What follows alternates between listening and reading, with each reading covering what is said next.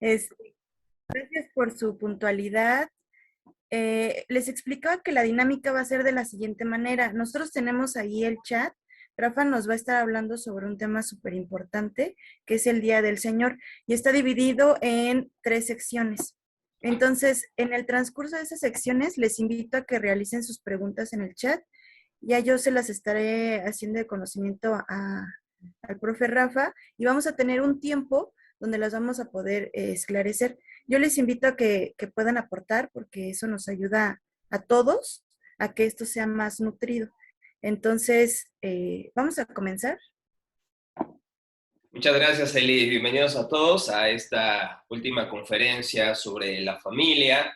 Hemos estado abordando diferentes temáticas respecto a la familia, respecto a cómo podemos nosotros guiar a nuestra familia en el Señor y cómo estamos comprometidos como, no solamente como padres de familia, sino como cristianos mismos a enseñar estas cosas a nuestros hijos, a nuestra familia. Y una de las cosas que creemos, y lo creo así porque lo podemos ver en nuestras iglesias, algo que se ha descuidado básicamente ha sido el observar el día del Señor, cómo dedicamos ese día para el Señor, qué es lo que el Señor nos dice o nos manda hacer para poder observar ese día. Y quisiera hacerles una pregunta que creo que es muy pertinente para este tema, que es ¿por qué despreciamos tanto el Antiguo Testamento? ¿Por qué en la iglesia en general casi nunca se habla del Antiguo Testamento? Cuando se habla, solamente se toca como algo obsoleto, algo que no tiene que ver con el cristiano el día de hoy. Eso es algo que me pasa por la mente, es algo que puedo ver, no solamente es una tendencia que veo en la iglesia en general, sino que es una tendencia que vi en mi propio corazón hace muchos años, el que solamente pensamos que lo importante se encuentra en el Nuevo Testamento y tendemos a desdeñar, tendemos a hacer a un lado el Antiguo Testamento. ¿Alguien tiene alguna idea por qué es que despreciamos tanto el Antiguo Testamento? ¿Por qué es como que hay un rechazo de algunos sectores cristianos por el Antiguo Testamento? ¿Alguien quisiera participar en esta pregunta? Dice Manuel Cardelli. ¿Nos puede leer lo que dice Manuel Cardelli, Eli, por favor? Dice, hola, yo creo que es porque nos cuesta relacionarlo con el nuevo. Exactamente, hay una profunda, de alguna manera, falla en eso, ¿no? ¿Cómo está relacionado el Nuevo Testamento con el Antiguo Testamento? No sé si alguien más tenga alguna idea por qué es que despreciamos tanto el Antiguo Testamento. Viridiana dice que ella piensa que es porque sabes que cuando Jesús vino al mundo y cambió. ¿Ok? ¿Otra vez como Eli? Mira, Viridiana dice que es porque nos avala que que en ese tiempo fue cuando Jesucristo vino al mundo y cambió todo. Ok, cambió todo, entonces vino a cambiar la ley, vino a abrogar la ley. Eso será realmente, pues, como la idea. A ver, vamos a ver ahí. Sí, ¿qué dice de ahí? Mira, tenemos otro comentario, dice, porque se basan en el nuevo pacto con Dios por medio de Jesús. Ok, ok. Fíjense, todas estas ideas, gracias Eli, todas estas ideas que estamos de alguna manera analizando respecto a esta pregunta son válidas. Ahora bien, creo que el centro del por qué no solemos, de alguna manera, valorar el Antiguo Testamento es por lo que dice básicamente Manuel Cardelli, porque no, que por cierto es un exalumno de Argentina. Bienvenido a todos. ¿Por qué no valoramos el Antiguo Testamento? Si no es porque nosotros no podemos o no vemos a veces ninguna relación con el Nuevo Testamento. El punto está en que pensamos que el mensaje del Antiguo Testamento es distinto al mensaje del Nuevo Testamento. Y creo que esa es la gran, de alguna manera, el talón de Aquiles. Porque pensamos en un sentido que una religión está en el Antiguo Testamento y otra religión viene en el Nuevo Testamento. La religión de los cristianos está en el Nuevo Testamento, la religión de los judíos en el Antiguo Testamento. Pero si pudiéramos ver que todas las escrituras tratan de una sola persona, que tratan de una sola obra, entonces nos daríamos cuenta que tanto el Antiguo y el Nuevo Testamento son libros muy necesarios para nosotros.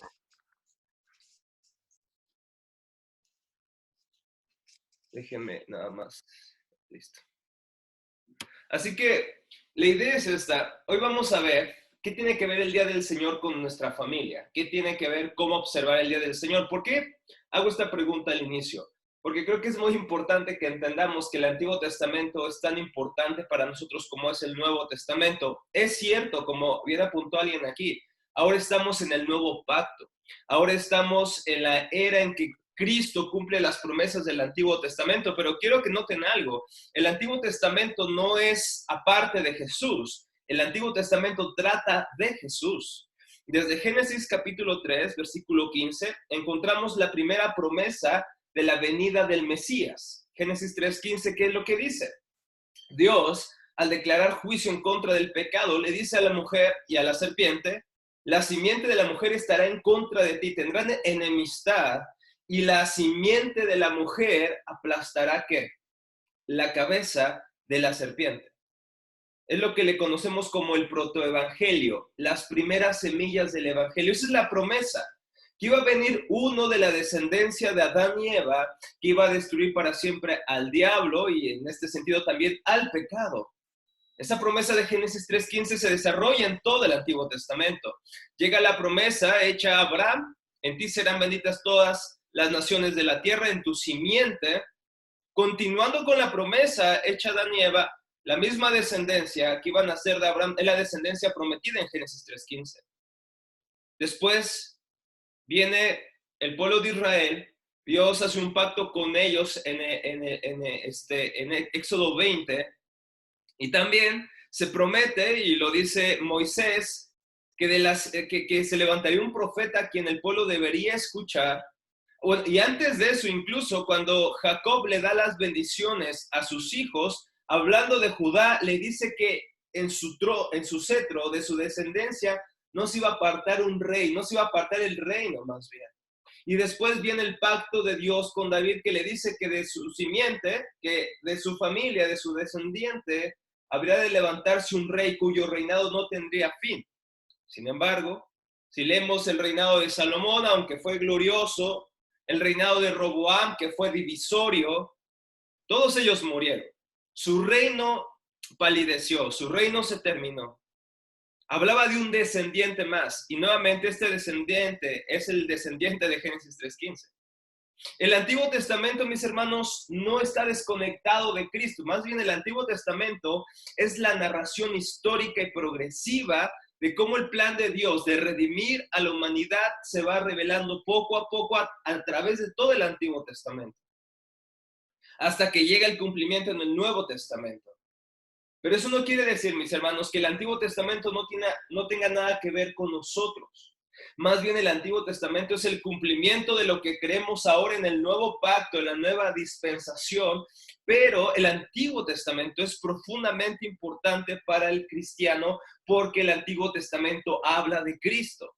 Porque el Antiguo Testamento testigua a Cristo. El Antiguo Testamento no se trata de David, el Antiguo Testamento no se trata de Moisés, el Antiguo Testamento no se trata de Abraham en sus últimas instancias, el Antiguo Testamento se trata de aquel que habría de venir a aplastar la cabeza de la serpiente y salvarnos y darnos paz para con Dios. Eso es el mensaje tanto del Antiguo y del Nuevo Testamento.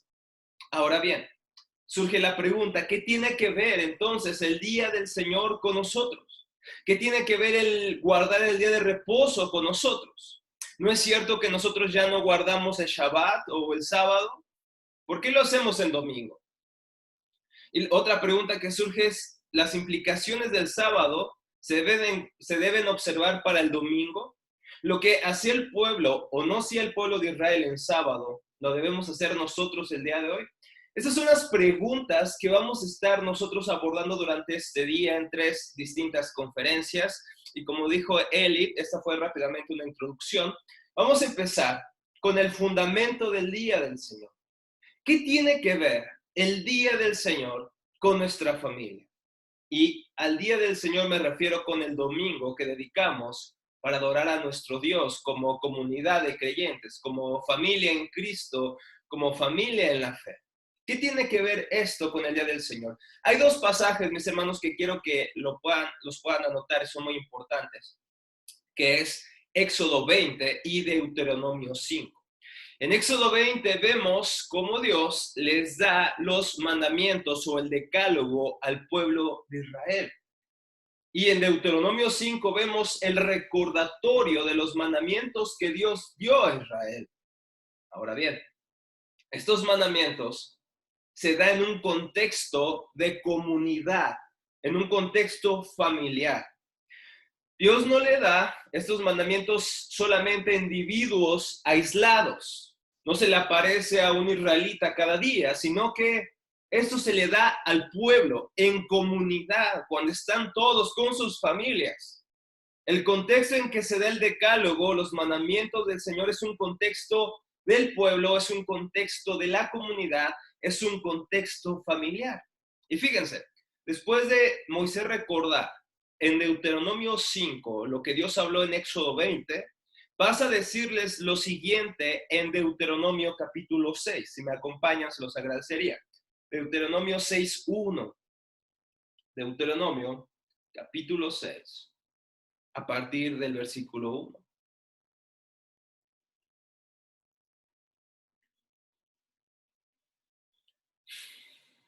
Dice así la palabra del Señor. Estos, pues, son los mandamientos, los estatutos, los decretos que el Señor su Dios me ha mandado que les enseñe para que los cumplan en la tierra que van a poseer. ¿Para qué? Para que temas al Señor tu Dios, guardando todos sus estatutos y sus mandamientos que yo te ordeno, tú y tus hijos y tus nietos. Fíjense, el mandato es no solamente para la cabeza de la familia, sino para tus hijos y tus nietos. ¿Cuánto tiempo? Todos los días de tu vida, para que tus días sean prolongados. Estas palabras, pasamos al versículo 6, estas palabras que yo te mando hoy estarán sobre tu corazón. Versículo 7, las enseñarás diligentemente a tus hijos a tus hijos y hablarás de ellas cuando te sientes en tu casa, cuando andes por el camino, cuando te acuestes, cuando te levantes. Las atarás como una señal de tu mano y serán por insignias entre tus ojos. Las escribirás en los postes de tu casa y en tus puertas. Fíjense lo que Dios le dice al pueblo.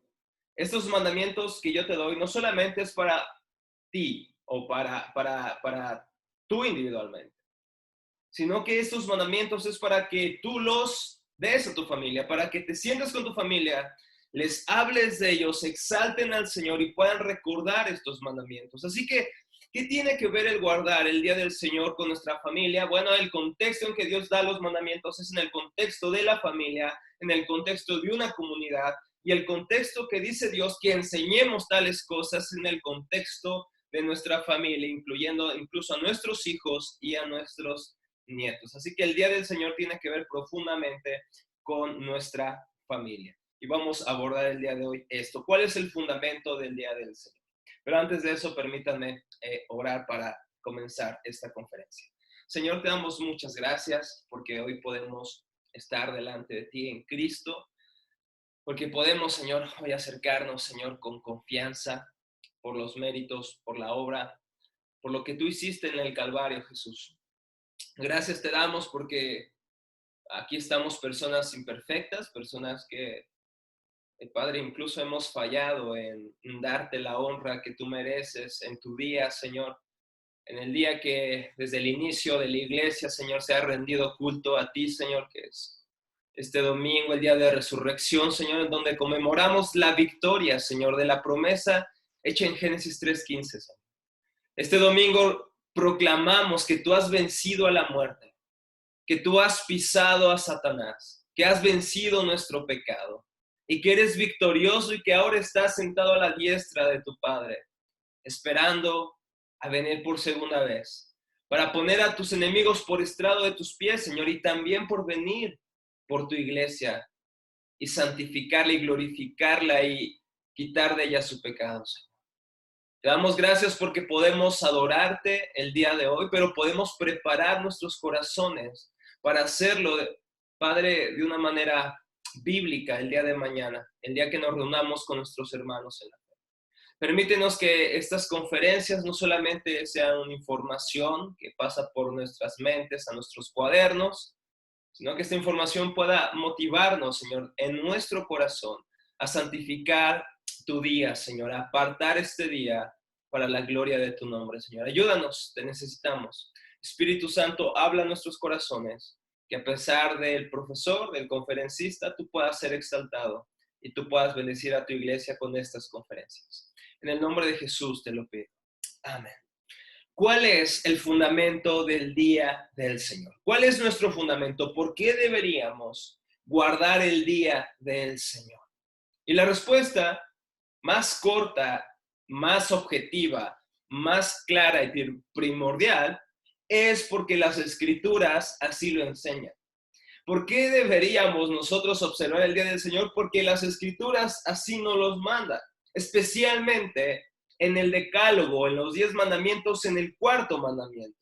¿Qué es lo que dice este cuarto mandamiento? Acuérdate del día de reposo para santificar.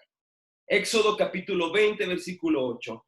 Acuérdate del día de reposo para santificar. Ahora, yo les pregunto algo.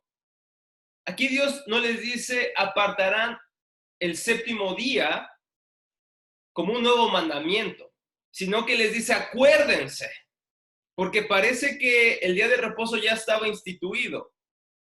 No les dice les doy un nuevo mandamiento, les dice acuérdense de algo que ya está de alguna manera vigente.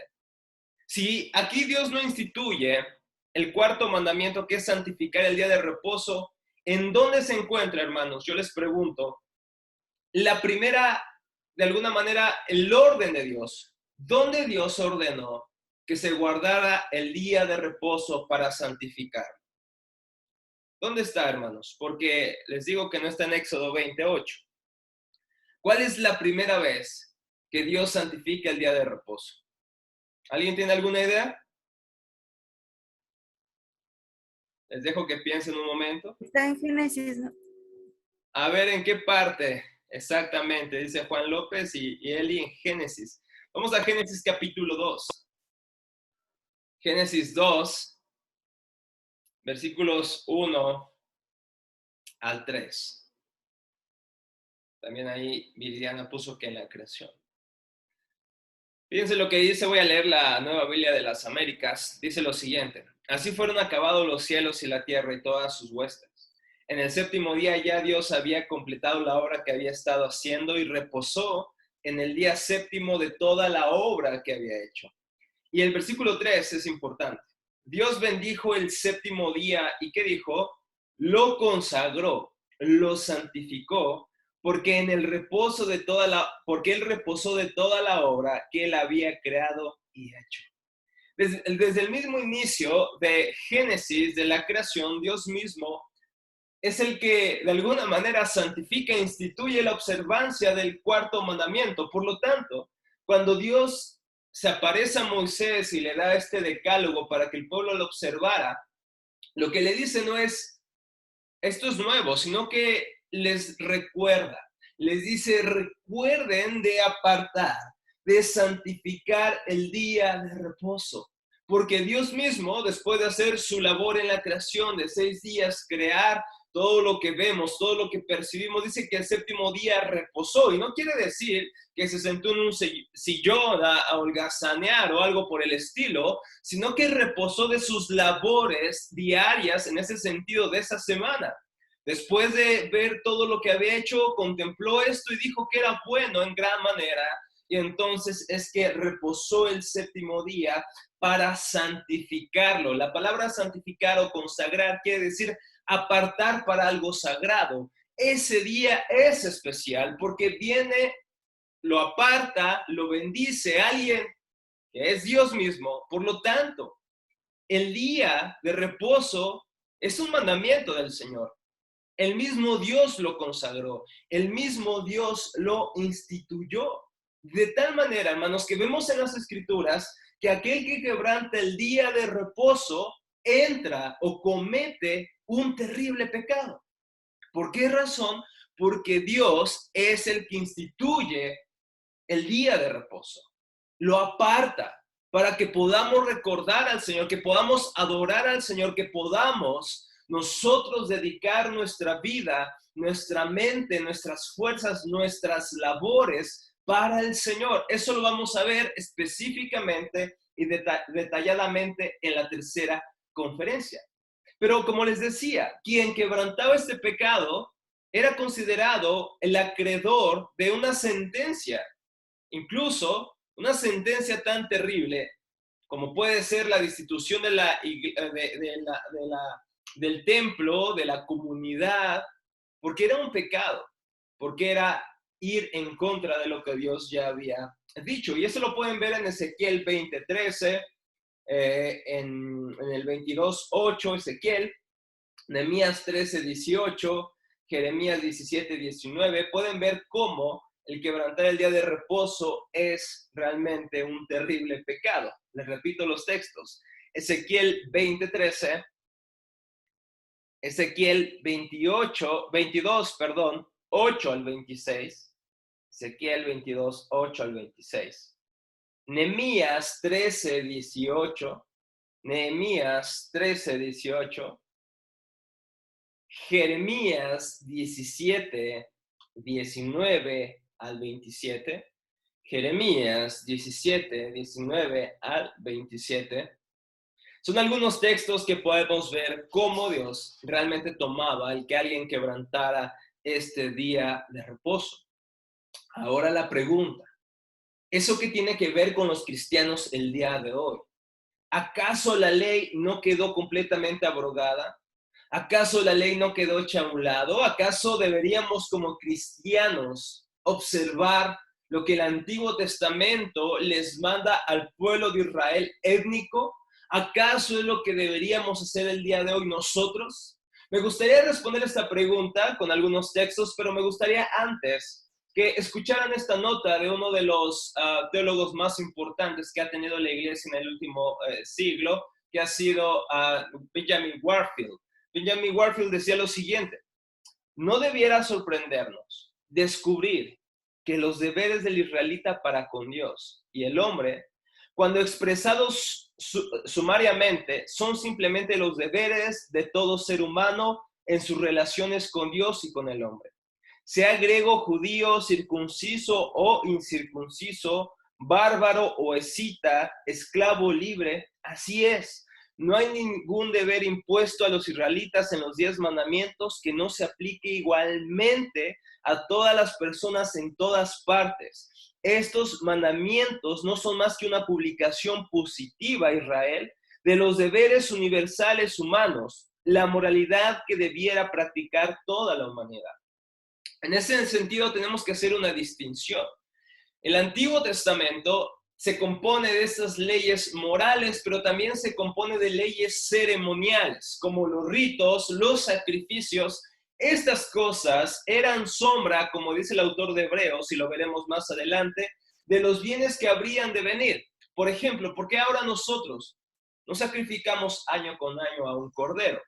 Porque el Cordero de Dios, Jesucristo mismo, ha venido a sacrificarse. Por lo tanto, ya no tenemos que hacer más sacrificios. Jesucristo ha hecho un solo sacrificio y es suficiente para siempre. Ya no tenemos un sumo sacerdote porque nuestro sumo sacerdote es Jesucristo mismo, el que se presentó delante de Dios por nosotros. Ya no necesitamos en este sentido las leyes ceremoniales porque en Cristo se cumple. Ahora, cuando hablamos de las leyes morales, es decir, el estándar de vida para las personas, esta ley moral sigue porque ahora en el nuevo pacto no solamente se nos manda a observar el decálogo, pero no para salvarnos, sino como un resultado de nuestra salvación. Escuchen bien lo que estoy diciendo. En el Nuevo Testamento se nos manda a cumplir la ley moral, los 10 mandamientos, no como para ganar nuestra salvación, sino como resultado de que ya la tenemos en Cristo, de que nosotros somos nuevas criaturas y que la ley de Dios, según Jeremías capítulo 31, versículo 31 al 35, hablando del nuevo pacto, ahora la ley es escrita en nuestros corazones. Ahora amamos la ley de Dios, deseamos vivir la ley de Dios, pero no para ganar nuestra salvación, sino como resultado de que ya tenemos esa salvación en Cristo. ¿Se entiende la diferencia? No se trata de vivir la ley para ganar el favor de Dios, sino que uno de los resultados del nuevo pacto es que Dios escribiría su ley en nuestros corazones. Para eso les invito a que estudiemos Jeremías 31:31. Acompáñenme, por favor. Jeremías 31:31. Le voy a pedir a Juventino si nos ayudas a leerlo, hermano, por favor. Jeremías capítulo 31, versículos 31 al 34, por favor, Juventino. Sí. Si hay alguna pregunta, recuerden, por favor, escribir en los comentarios su pregunta. Eli, de alguna manera, ordenará estas preguntas y las haremos al final de esta charla. Adelante, Juventino, por favor. Vienen días, declara el Señor, en que haré con la casa de Israel, con la casa de Judá, un nuevo pacto. ¿Continúo? Sí, por favor, hasta el 35, hasta el 34, por favor. No como el pacto que hice con sus padres en el día que los tomé de la mano para sacarlos de la tierra de Egipto. Mi pacto que ellos rompieron, aunque fui un reposo para ellos, declara el Señor, porque este es el pacto que haré con la casa de Israel después de aquellos días, declara el Señor. Pondré mi ley dentro de ellos y sobre sus corazones la escribiré. Entonces yo seré su Dios y ellos serán mi pueblo. No tendrán que enseñar más a cada uno a su prójimo y cada cual a su hermano, diciéndole, conoce al Señor, porque todos me conocerán, desde el más pequeño de ellos hasta el más grande, declara el Señor, pues perdonaré su maldad y no recordaré más su pecado. Excelente, muchísimas gracias, Juventino. Ese nuevo pacto habla del nuevo pacto en Cristo. Es el pacto que Jesucristo empieza a desarrollar y que se cumple en Cristo. No sé si recuerda, en la institución de la Santa Cena, Jesucristo tomando la copa, el vino, dijo, esto es mi sangre derramada del nuevo ¿qué? A ver, los que hacen su cena del Señor en los domingos en la iglesia, ¿qué dice Jesucristo? Recordando las palabras de la institución de la Santa Cena. Esta es mi copa ¿del qué? Del nuevo pacto, ¿no es cierto? Es del nuevo pacto. Jesucristo es el que cumple el nuevo pacto. Jesucristo es el hacedor del nuevo pacto. Ahora, ¿qué implicaciones tiene este nuevo pacto? El versículo 33 lo dice, porque este pacto es el que haré con la casa de Israel después de aquellos días, declara el Señor, pondré, ¿qué dice? Mi ley dentro de ellos y sobre sus corazones la escribiré. Una de las bendiciones más preciosas del nuevo pacto es que el Espíritu Santo cambia nuestros corazones viejos de piedra, como lo dice Zacarías, y nos pone un corazón de carne. Y parte de esa obra del Espíritu Santo es que escribe la ley en nuestros corazones. Por lo tanto, el cristiano verdadero es aquel que querrá vivir para Dios, ser santo y vivir de acuerdo a lo que Dios ha instituido en su ley moral. Y ya hacemos una diferencia entre la ley moral de Dios y la ley ceremonial, que esa ley se ha cumplido en Cristo, como veremos que era sombra de lo que habría de venir, pero la ley moral, esa ley moral ahora es escrita en nuestros corazones. Y el cristiano debería desear vivir conforme a esa ley, porque se nos ha dado un corazón para vivir conforme a esa ley. Antes de Cristo rechazábamos a Dios, antes de Cristo no queríamos a Dios, antes de Cristo rechazábamos la ley de Dios, pero ahora en Cristo amamos su ley, ahora en Cristo obedecemos su ley, no para ganar nuestra salvación, sino porque ya la tenemos en Cristo. ¿Se entiende esta diferencia, hermanos? ¿Se entiende esta implicación? Fíjense lo que dice Pablo en Efesios 6. Acompáñenme, por favor. Efesios capítulo 6. Versículos 1 al 3. Efesios 6:1. Hijos, dice Pablo, obedezcan en el Señor a vuestros padres, porque esto es ¿qué? Justo. Honra a tu padre y a tu madre, que es el primer mandamiento con promesa. ¿Alguien recuerda qué número de mandamiento es? ¿Dónde aparece este mandamiento? Sino en el Decálogo, en los 10 mandamientos, Éxodo 20. Honrarás a tu padre y a tu madre, que es el primer mandamiento con promesa. ¿Para qué? Para que te vaya bien y seas de larga vida sobre la tierra. ¿Qué es lo que hace Pablo al escribir a los cristianos en Éfeso? Les dice a sus hijos o a los hijos de los creyentes, obedezcan a sus padres. ¿Y qué motivación les da para que los obedezcan? Porque Dios lo mandó, sencillamente.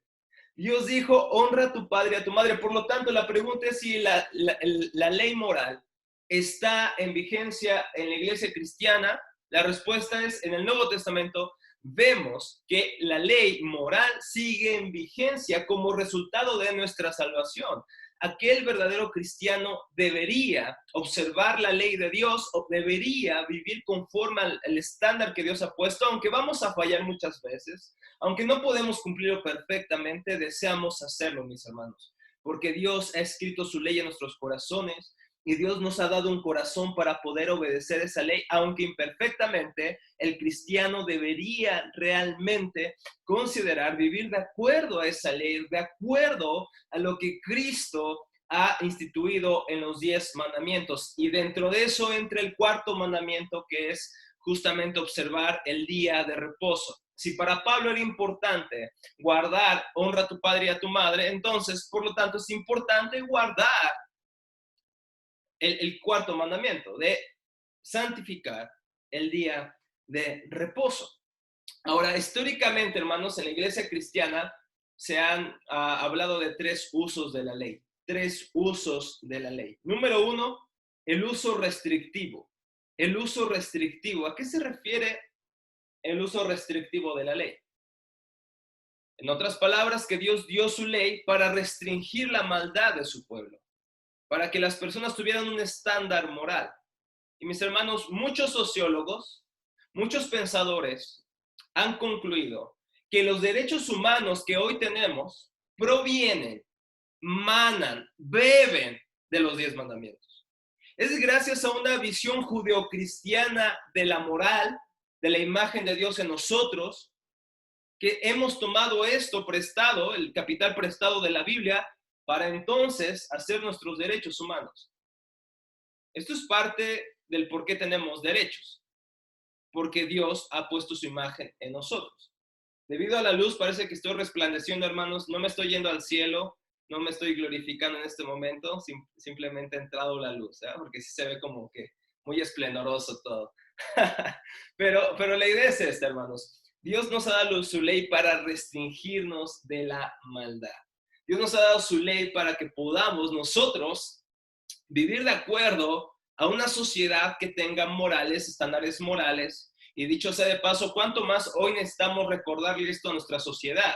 Que rechaza el cristianismo, rechaza las escrituras, es decir, rechaza lo que le dio forma como cultura. Occidente rechaza aquello que le dio moral, aquello que le dio fundamento para sus estándares morales. Hoy lo rechazamos. ¿Y qué pasaría, hermanos, si rechazamos completamente la moral cristiana, la cosmovisión cristiana de la vida? Bueno, la cultura se destruiría poco a poco, y eso es lo que está sucediendo el día de hoy. Por lo tanto, pues ya todos estos pecados que abiertamente el Señor está en contra de ellos, ahora son aceptados y abrazados, y vemos una decadencia moral en nuestra cultura. Los cristianos deberíamos recordar que la ley de Dios es para restringir nuestro pecado. Número 2, la ley de Dios sirve como evangelizador. El uso evangelizador de la ley se refiere a que a través de la ley que Dios nos da a cumplir, nos damos cuenta que no podemos cumplirla para ganar nuestra salvación, que no podemos ser salvos por cumplir, que necesitamos confiar en alguien, en un mediador que sí pueda cumplirla. ¿Y quién es aquel que puede cumplir y cumplió perfectamente la ley de Dios? En todo sentido. Porque como dice Santiago, aquel que quebranta un mandamiento, quebranta todos los mandamientos. ¿Quién puede cumplir la ley perfectamente? Solamente hubo uno, solamente fue Jesús, como dice Biblia. Así que la ley nos recuerda que no somos suficientes en nosotros mismos, la ley nos recuerda que somos pecadores, la ley nos recuerda de que no podemos salvarnos, la ley nos recuerda que necesitamos que alguien nos salve, necesitamos que Jesucristo nos salve. La ley nos recuerda esto. Y tercer lugar, La ley nos recuerda que después del nuevo pacto, que Dios cambia nuestros corazones, que Dios nos da su ley en nuestros corazones, ahora la ley es un modelo de vida, no para ganar nuestra salvación, porque como hemos dicho, nadie puede cumplir la ley perfectamente. Si alguien la cumple perfectamente, entonces podría presentarse delante de Dios diciendo, mira, aquí están mis obras, sálvame por eso. No, no somos salvos por guardar la ley, somos salvos por confiar en aquel que la guardó y murió por nosotros, es decir, Jesucristo. Pero aquellos que han confiado en Jesucristo, aquellos que han puesto su esperanza en Él y han nacido de nuevo por la obra del Espíritu Santo, son estas personas que desean vivir conforme a la ley de Dios, pero no como para ganar su salvación, sino como resultado de que ya tienen esta salvación. Ahora, si esta ley sigue vigente, ¿deberíamos guardar el día de reposo? Jesucristo habla sobre el día de reposo 11 veces. 11 veces. En el contexto, ustedes pueden ver el contexto de Mateo 5, pero Jesucristo dice en Mateo 5, 18, porque de cierto os digo, hasta que pasen el cielo y la tierra, ni una jota, ni una tilde de la ley pasarán hasta que todo se haya cumplido. ¿A qué ley se refiere? ¿Se refiere a la ley ceremonial o a la ley moral? El contexto de Mateo 5 evidentemente es la ley moral, porque el capítulo 5, versículo 21 dice, se les ha dicho, no matarás, pero más yo os digo, aquel que odia es un homicida. El versículo 27 de Mateo 5 dice, no cometerás adulterio. Mas yo os digo que cualquiera que vea a una mujer y la codicia en su corazón ya ha cometido adulterio. El contexto de Mateo 5 es de la ley moral, no ceremonial. Por lo tanto, Jesucristo dice, esta ley no queda abrogada. Esta ley no queda rota. Porque ni una jota ni una tilde de la ley pasará hasta que todo se haya cumplido. Por lo tanto, eso incluye, si incluye el no matarás y el no adulterarás, que son parte del decálogo, eso también incluye entonces guardarás el día de reposo. La ley moral persiste, la ley moral sigue como modelo para el cristiano, pero la ley ceremonial se ha cumplido en Cristo. Por favor, si me ayudas, Eli, con Hebreos 10.1. Hebreos 10.1. ¿Me puedes ayudar, Ramiro, con Colosenses 2.16, por favor? Fíjense lo que dice Hebreos 10.1. Hebreos capítulo 10. Si me paso algunos minutos, espero que me perdonen mis hermanos. Es necesario poner bien este fundamento. Bueno, espero que ya han tomado su cafecito para aguantarme 3 conferencias, entonces espero que vengan con toda la actitud. Hebreos 10.1, ¿qué es lo que dice? Sí, te lo leo, Rafa. Porque la ley, teniendo la sombra de los bienes venideros, no la imagen misma de las cosas, nunca puede, por los mismos sacrificios que se ofrecen continuamente cada año, hacer perfectos a los que se acercan. Excelente. ¿De qué ley está refiriéndose, Eli? ¿De la ley moral o de la ley ceremonial? ¿De la ceremonial? ¿Por qué sabemos eso? Porque dice, porque la ley solo tenía la sombra de ¿qué? De los bienes futuros y no la forma misma de las cosas. Dice, esta ley ceremonial, ahorita vamos a ver el contexto, nunca puede, por los mismos sacrificios que ellos ofrecen continuamente año tras año, sacrificios, ley ceremonial, ley ritual. Dice, hacer perfectos a los que se acercan. De otra manera, versículo 2, no habrían cesado de ofrecerse ya que los adoradores, una vez purificados, no tendrían más conciencia del pecado, pero en esos sacrificios hay un recordatorio de pecado tras año, porque es imposible que la sangre de toros y de machos cabríos quite los pecados. Fíjense, el contexto es la ley no moral, sino la ley ceremonial. La ley ceremonial, los sacrificios, el templo, el tabernáculo apuntaban a una realidad más grande. Por ejemplo, el tabernáculo. ¿El tabernáculo en qué consistía? Alguien que sepa, ¿en qué consistía el tabernáculo? ¿Cuál era la función del tabernáculo? Alguien que pueda abrir su micrófono. ¿Cuál era la función del tabernáculo? En esencia, para Dios habitando en medio de ellos, ¿no? Exactamente, Dios habitando en medio de ellos. Ahora, ¿dónde está el tabernáculo el día de hoy? ¿Dónde lo tenemos? ¿En qué iglesia lo tienen, hermanos? Para ir a adorar ahí a Dios. Ahora, ¿quién es el tabernáculo? ¿Qué es lo que dice Juan 1? Y el verbo fue hecho carne. La palabra en griego en este sentido literalmente es, y el verbo se tabernaculizó. Dios hizo su morada en la tierra a través de ¿quién? Juan 1:14. A través de Cristo. Cristo es el tabernáculo de Dios. El tabernáculo del Antiguo Testamento apuntaba a aquel que habría de venir y habrá de darnos acceso a Dios a través de su cuerpo y de su sangre derramada por nosotros. Porque estas cosas ceremoniales apuntaban hacia la realidad que habría de venir. Por lo tanto, esto eran sombras de la realidad. Eran imágenes, tipos que apuntaban hacia Cristo.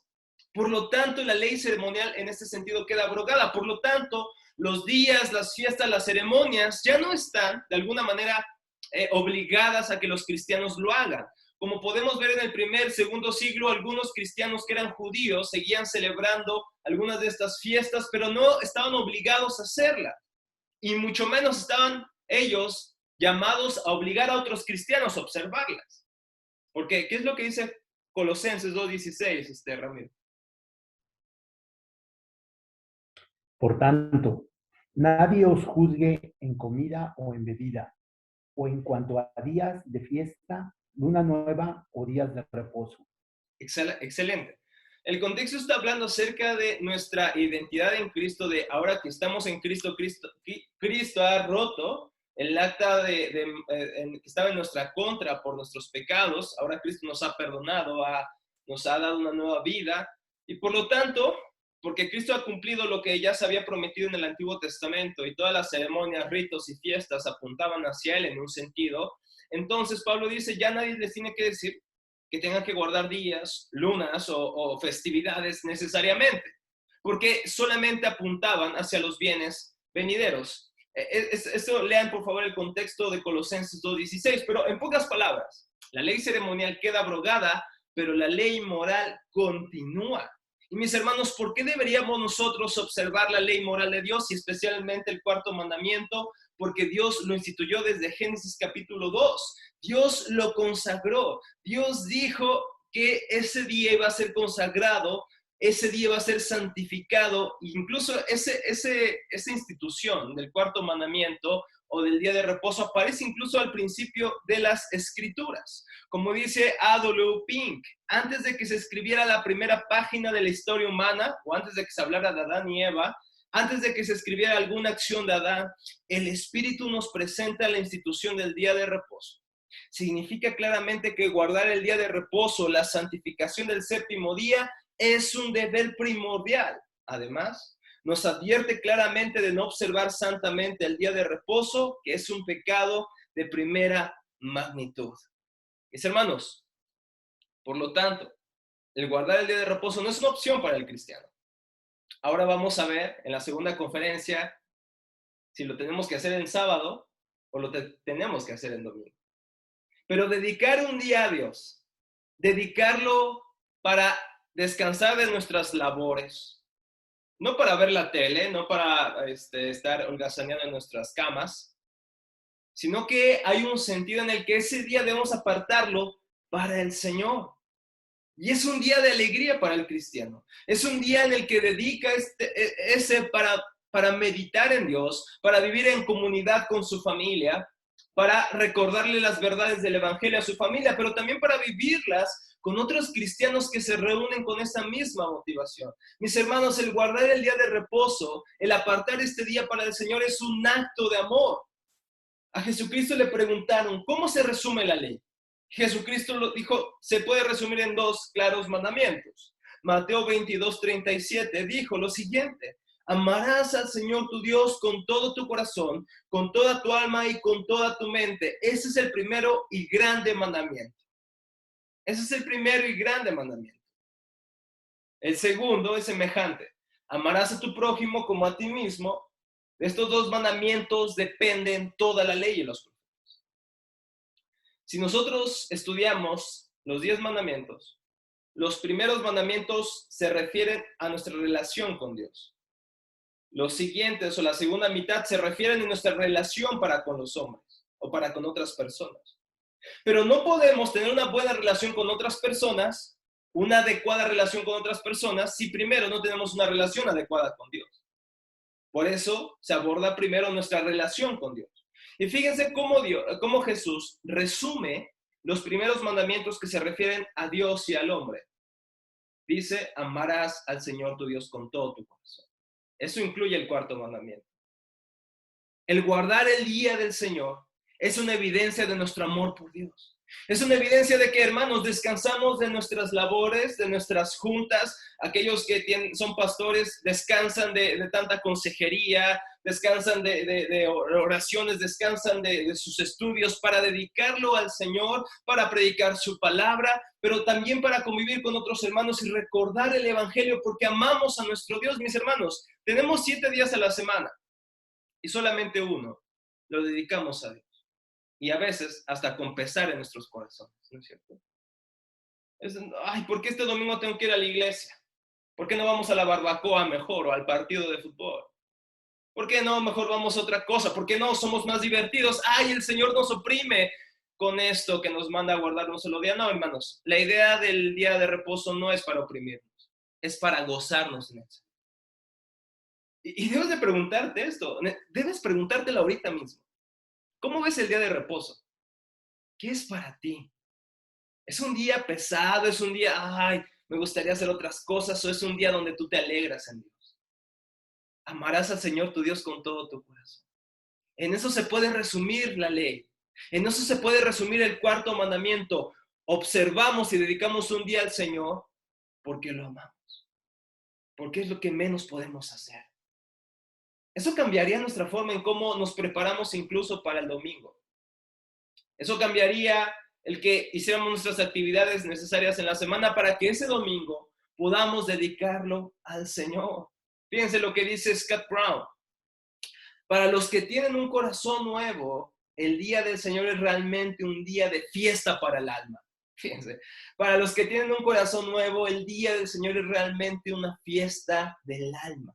Es una manera ordenada por Dios escuchen bien, es una manera ordenada por Dios para aumentar el regocijo de su pueblo, para moldear el pensamiento de su iglesia, obviamente conforme a las Escrituras, para avivarla y ponerla en una senda de rectitud y de justicia. El día del Señor es una fiesta para nuestras almas. El Evangelio está trabajando en ti de tal manera que esperas con ansias el día del Señor.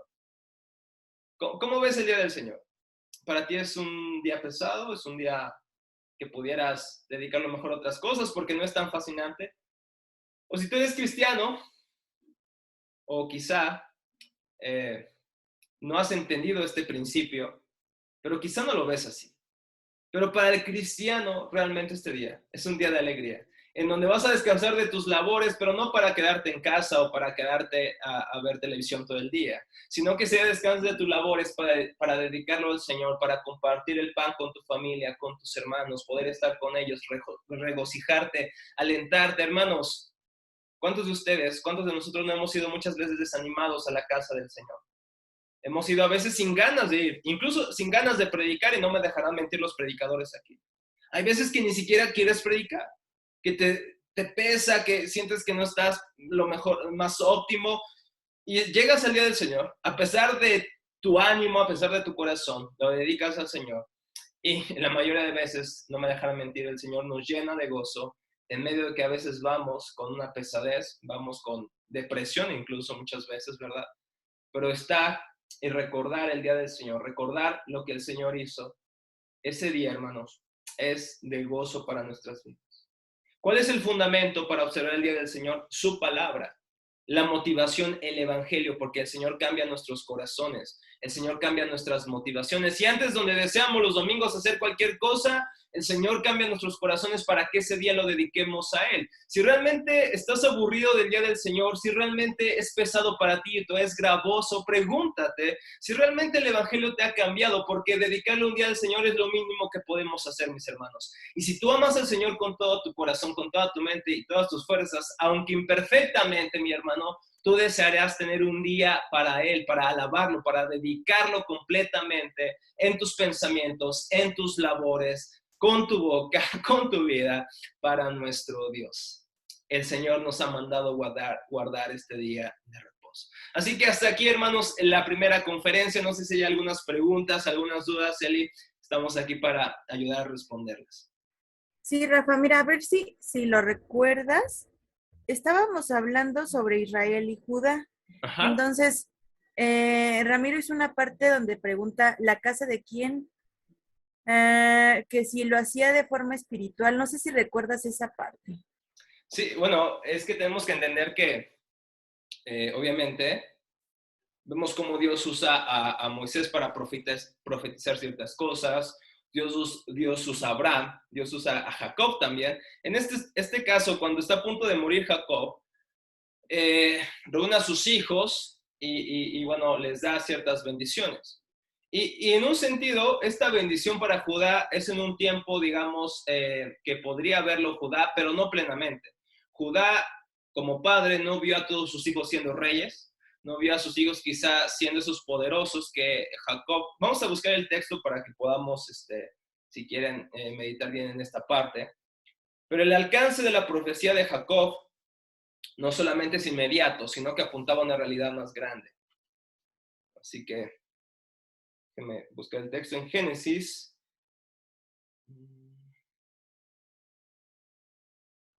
Y recuerden que de la línea en que Cristo nace es de Judá. Génesis 49 es donde Dios bendice, donde Jacob bendice a sus hijos. Déjenme buscar el versículo 8. Lo voy a leer en una versión paráfrasis, en una versión sencilla. Dice, tú, Judá, dominarás a tus enemigos, tus hermanos te alabarán y se inclinarán en tu presencia.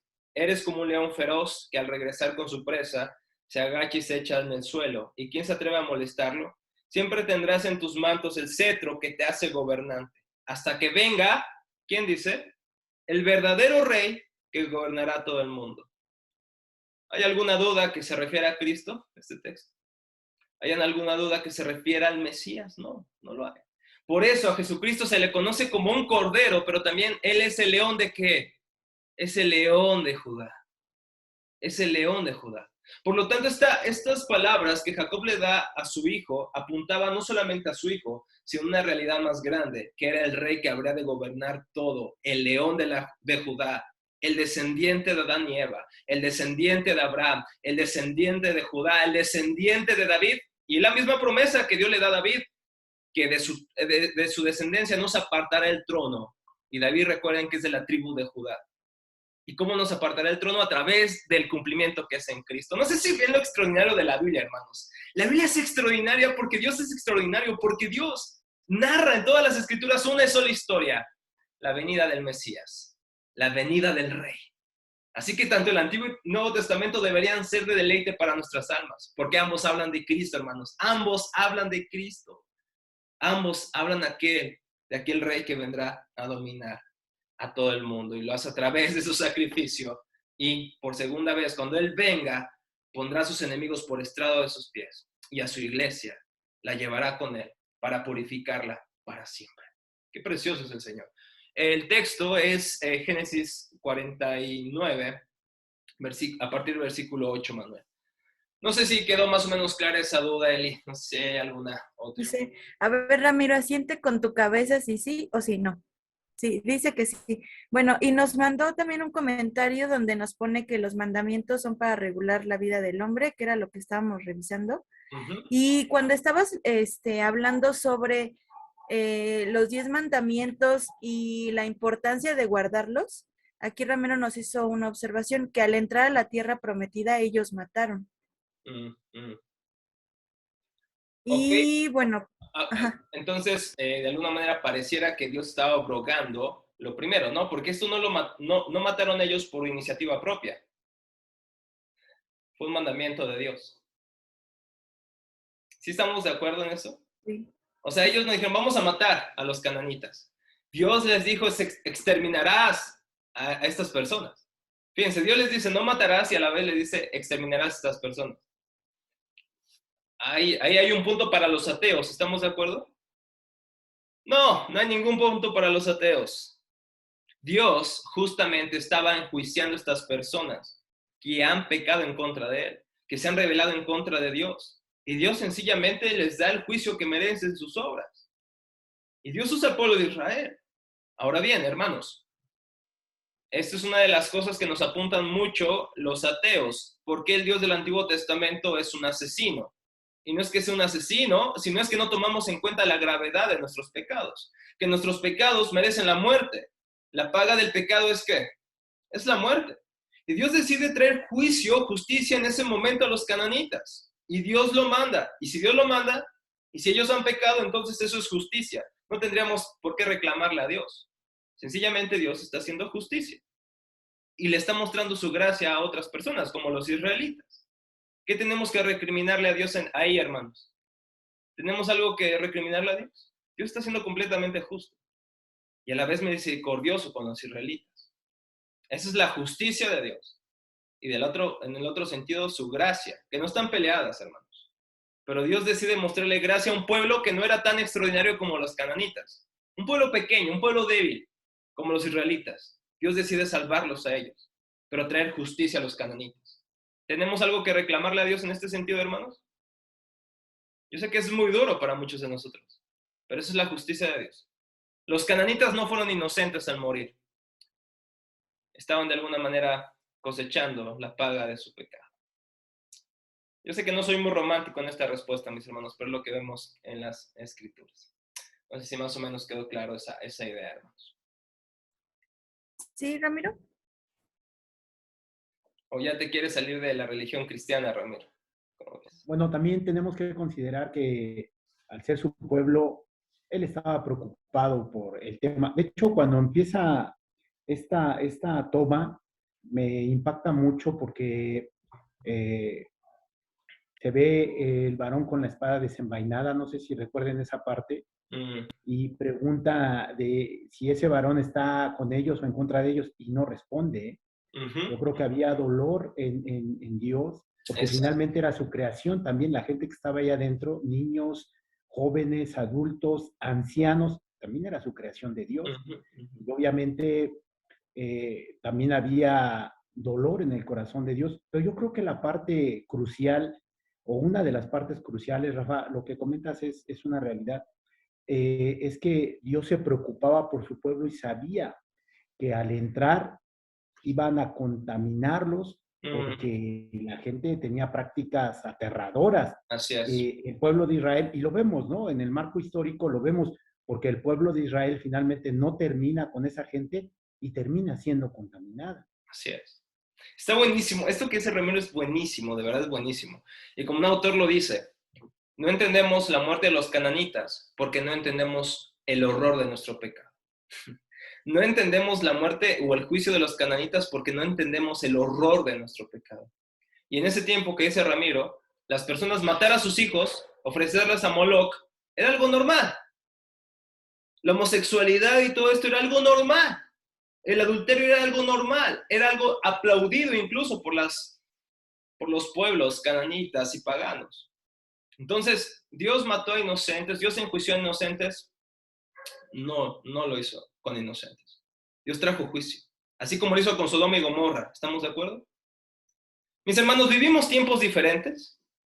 Vivimos en una sociedad que está en declive. Y si Dios no le destruye, es por amor a sus escogidos. Y también por amor a estas personas. Y las invita al arrepentimiento. Las invita a venir a Él. Por lo tanto, mis hermanos, Dios en su justicia debería destruir este mundo, debería destruir nuestra sociedad por todos los antivalores que estamos viviendo, todos los horrendos pecados que aprobamos, incluso en la Cámara de Diputados, desde el tribunal, los aplaudimos, los apoyamos. Hermanos, si Dios nos ha destruido ha sido por pura misericordia, porque nuestro pecado merece esa justicia, como la de los cananitas. Excelente observación, Ramiro. Muchísimas gracias, mi hermano. Nos bendices mucho. No sé si hay otra pregunta, Eli. Hay dos más, Rafa. Mira, otra pregunta también es que, ¿recuerdas que estábamos hablando sobre el Día del Señor? Sí. Y entonces nos hace la pregunta y nos dice que no se le dedica como tal todo el día, sino solamente una parte de ese día. Pero ¿sería una falta? Es la pregunta. No, bueno, la pregunta es No. Lo vamos a ver en la tercera conferencia, lo vamos a ver en la tercera conferencia más ampliamente, pero no solamente es como dedicarle las 2 horas de nuestro servicio, es dedicarle todo el día en el Señor. Las actividades que hagamos, de alguna manera, el día de reposo implica no hacer lo que hacemos comúnmente en nuestros días habituales, pero sí podemos hacer otras actividades, pero dedicándolas al Señor, y lo voy a explicar más adelante. No solamente es el tiempo que pasamos en la iglesia, es el tiempo que pasamos en casa, es el tiempo que pasamos con nuestra familia, es el tiempo de meditación de la palabra, es el tiempo que estamos con nuestra familia más cercana y con la familia en la fe, en la cual dedicamos nuestro día. Pero no solamente son 2 horas o 3 horas, es el día entero. Esa es la idea del día de reposo. Y lo vamos a explicar en la tercera conferencia. Ok, y Manuel Cardelli quiere hacerte unas preguntas. ¿Puedes abrir tu micrófono, Manuel? Ahí estamos. Hola, ¿qué tal? Rafa, Hola, muchísimas gracias por todo esto, la verdad que me encanta esta forma de verlo. Tenía nada más una pregunta, un par. Sé que después es como que con las conferencias varias cosas por ahí se van a terminar de aclarar, pero cuando vos, por ejemplo, hablaste de Colosenses 2:16, ¿no? Ahí es raro porque es como que Pablo pareciera que menciona el día de reposo junto con las fiestas, ¿no? Y las luna nueva y demás. Entonces es como que yo diría, está mezclando la ley ceremonial con la ley moral, digamos, ¿no? Si el día de reposo está ahí adentro, ¿cómo tomarías eso? Digamos, qué frase es la que te lleva a concluir eso, Manuel, del texto?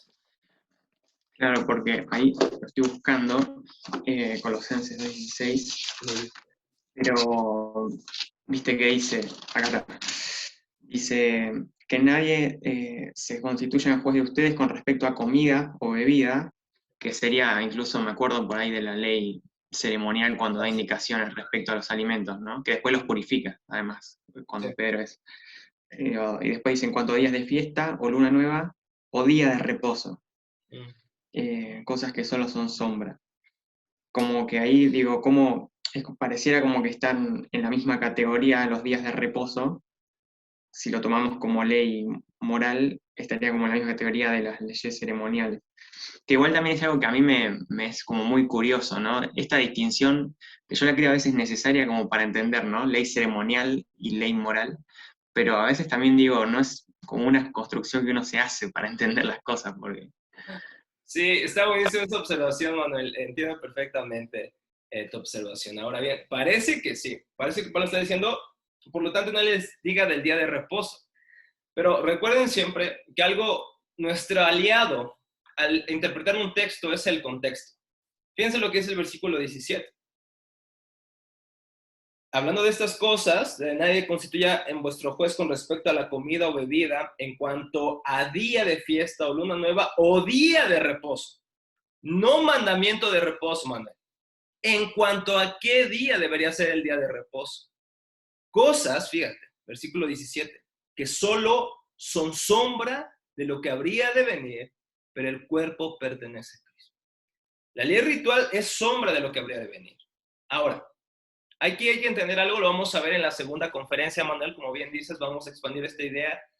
Pero los primeros cristianos, hasta el segundo siglo, muchos de ellos seguían reuniéndose en sábado, otros en domingo. O más bien, la práctica común de la iglesia, especialmente de la iglesia judía, era asistir los sábados a las sinagogas y los domingos a dedicarlo para celebrar la resurrección de Cristo. Parece que la iglesia, los primeros escritos de los cristianos antiguos, y para esto, hermanos, recuerden que la historia de la iglesia es muy importante, la patrística, la historia de los primeros padres apostólicos y de la iglesia es importantísimo para estos datos. Pero parece, en la conjunción de escritos que tenemos, tanto de Justino Mártir como de las epístolas, digamos, que se escriben en este tiempo, siglo I y siglo II, como la Didaché, la epístola de Bernabé, todos estos documentos históricos, aparte de la Biblia, parecen sugerir que la práctica normal de los cristianos era los sábados y los domingos. Los sábados muchos de ellos iban a la iglesia, los judíos, y los domingos también iban a la iglesia, iban con los hermanos, y parece que esa era la práctica de los cristianos judíos. En cambio, los cristianos gentiles observaban más bien el día domingo, que era el día que reposaban de sus labores y que celebraban la resurrección de Cristo. Por lo tanto, muchos, al decir es que tú celebras en sábado, yo en domingo, entonces, pues estás quebrantando la ley. No, lo que Pablo dice aquí, no les juzguen por esto. ¿Por qué día o no guardarlo? Y mis hermanos, este principio aplica para nosotros hoy. Para nosotros hoy. Porque puede haber personas, hermanos, que se reúnen en la tarde, ¿no? En la iglesia. ¿Qué decimos? No, esos son pecadores holgazanes porque se reúnen en la tarde. Nosotros nos reunimos a las 7 de la mañana. Bueno, si quieres ser muy bíblico o muy cristiano primitivo, los cristianos primitivos se reunían en la madrugada. Por favor, si quieres seguir esa línea, entonces reúnete a las 4 de la mañana, 3 de la mañana, hermanos. No deberíamos juzgar a las personas por qué ahora tienen sus servicios. O algunos hermanos, por ejemplo, conozco a 2 pastores aquí de la Ciudad de México que son amigos míos, que se reúnen en sábado. ¿Los voy a juzgar por eso, hermanos? Los voy a condenar y fíjense, muchos cristianos de la iglesia primitiva decían, aquellos que se reúnen en sábado, aborrézcanlos, apártense de la comunión. ¿Vamos a llegar a esos extremos? No, hermanos, no tenemos que juzgar por qué día se guarda el día de reposo. Lo vamos a poner esto en la segunda conferencia. Pero, Manuel, eso se refiere a que no deberíamos imponer de alguna manera los días como si fueran días de alguna manera, solamente ese día puede Dios bendecirnos, solamente ese día podemos dedicarlo a Dios. Pero sí hay un especial énfasis en que el día de reposo debemos hacerlo con ciertas condiciones, digamos, con ciertos parámetros. Pero lo que Pablo está juzgando aquí o está recriminando es a aquellos que obligaban a otros a observar el día de reposo en determinado día. Algunos incluso decían que debían cortar comunión con otros hermanos, ya sea que se reunieran en sábado, como los judíos, o en domingo, como los gentiles. Entonces aquí Pablo no está abrogando el día de reposo, Manuel, sino que está más bien hablando en contra de estas personas que obligaban como dogmáticamente a las personas a guardar un día de reposo específicamente. Eso lo vamos a ver en la segunda conferencia. Pero eso se refiere, Manuel, no sé si más o menos queda la idea clara. O ya te confundí más. Sí, Rafa, excelente, no, muchísimas gracias. Y solo 2 preguntas rápidas, cortitas, para no alargar esto. ¿Sí? La primera es, tengo varias, pero seleccioné estas 2. La primera es, me llamó mucho la atención cuando en Éxodo, nunca había visto eso que dice acuérdate. Y yo dije, claro, acuérdate de dónde. Y digo, también eso me da un poco de curiosidad decir cómo los israelitas entendieron eso, que el descanso de Dios equivalía a un día también, ¿no? Porque hay algunos que dicen que ese descanso de Dios comenzó, digamos, en 7º día, pero llega, digamos, hasta hoy, porque es como el descanso de la obra creadora. Entonces, ¿por qué los israelitas dijeron, no, solo un día? Porque ellos al lunes siguiente vuelven a trabajar, pero Dios no. Y después la otra pregunta es, ¿cómo es en las conferencias y los horarios que siguen? Y que, bueno, no sé si me voy a poder quedar porque ya en Argentina es la hora del almuerzo, pero no sé si quedará grabado o hay alguna forma de verlo después. En primer lugar, deberías invitarnos a almorzar. En segundo lugar, creo que esta pregunta es muy, muy buena que haces, cómo ellos entendían esto. Ahora, el día de reposo, hay un error. Entender el día de reposo como que Dios ya no trabajó, ¿no? Se echó en su cama celestial, entonces se cruzó de brazos. Eso no se refiere al reposo. El reposo más bien es que Dios dejó de hacer las cosas que estaba haciendo en la creación para seguir trabajando. ¿En qué Dios sigue trabajando? En su providencia de sostener todas las cosas. Dios sostiene todas las cosas por la palabra de su boca. Dios sustenta el universo. Si Dios hubiera totalmente reposado de todo y Dios no hubiera sostenido su creación, bueno, después de haberla creado, entonces la creación se hubiera destruido, porque Dios sostiene la creación todos los días. Esto lo vamos a ver en la tercera conferencia. Dios sigue trabajando el día de hoy. Entonces el reposo, en ese sentido, Dios reposa de su creación, pero no se queda con los brazos cruzados, sino que ahora en su providencia permite que este universo siga su curso, que este universo pueda existir. Si no fuera por Dios, si no fuera por su cuidado diario de este universo, en cada momento, en cada segundo, en cada instante, el universo se destruiría. Dios crea las leyes de la naturaleza, es cierto, las leyes de la física y demás, pero todas estas leyes responden al mandato de Dios de cuidarlo. Así que Dios no se queda con los brazos cruzados, Dios continúa trabajando, pero descansó de sus labores, digamos, cotidianas. Ahora, pues algunos dicen que el día de reposo, pues es el sábado, ¿no? Porque Dios descansó el 7º día, pero a ver, díganme, ¿Dios empezó su creación el lunes, el martes, el miércoles o el jueves? ¿Cómo dice la Biblia? ¿Dónde dice la Biblia eso? No lo dice, no sabemos si empezó el lunes, martes, miércoles, porque obviamente eso viene mucho después. digamos que la asignación de los días de las semanas varían de cultura a cultura.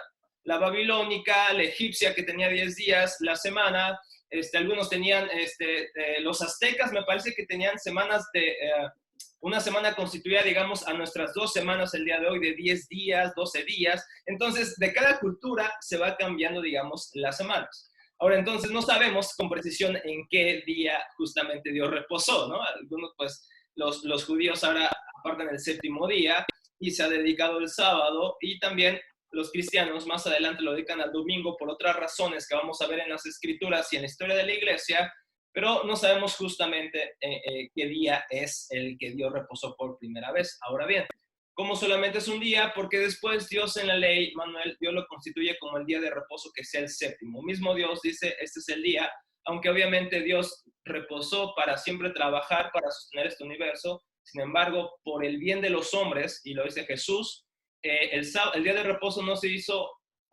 para los hombres, sino el día de reposo déjeme añadir decir las palabras correctas, Manuel.